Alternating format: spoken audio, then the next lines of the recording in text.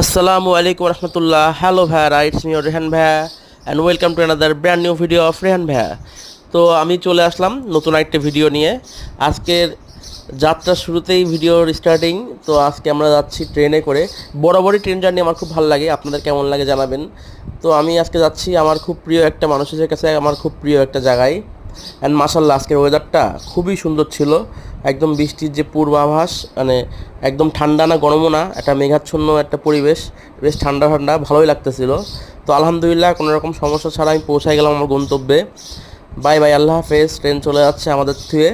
আমি আসছিলাম ঢাকা বেনাপোল এক্সপ্রেস, মানে বেনাপোল টু ঢাকা এক্সপ্রেসের যে ট্রেনে করে।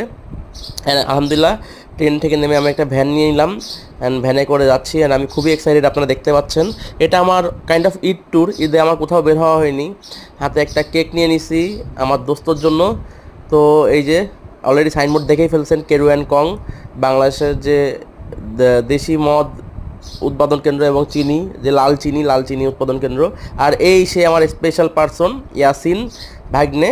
ইয়াসিনের কিন্তু একটা ইউটিউব চ্যানেল আছে, ইয়াসিন লাইফস্টাইল 2.0, নামটা কিন্তু বেশ চমৎকার। তো ইয়াসিনের চ্যানেলটাও আপনারা সাবস্ক্রাইব করে দেবেন।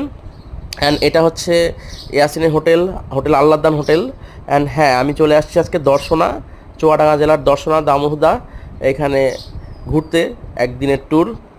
তো এই আমি একটু এসে হালকা পাতলা ইয়াসিনের হোটেলটাও দেখাই দিচ্ছি আপনাকে। হোটেলটা কিন্তু বেশ বড়, সামনে থেকে অনেক বড় জায়গা, স্পেস। আর এখানে গ্রিল পাওয়া যাচ্ছে, এই যে মালাই চা, এক একটা ডিপার্টমেন্ট আলাদা, মোংলাই, মিষ্টি, গরু, খাসি, মুরগি সহ সকল কিছু। তো আপনাদের দর্শনা কেমন লাগে, কেরুয়ান কংয়ে কে কে আসছেন আগে কমেন্ট করে জানাবেন। আল্লাহ হাফেজ।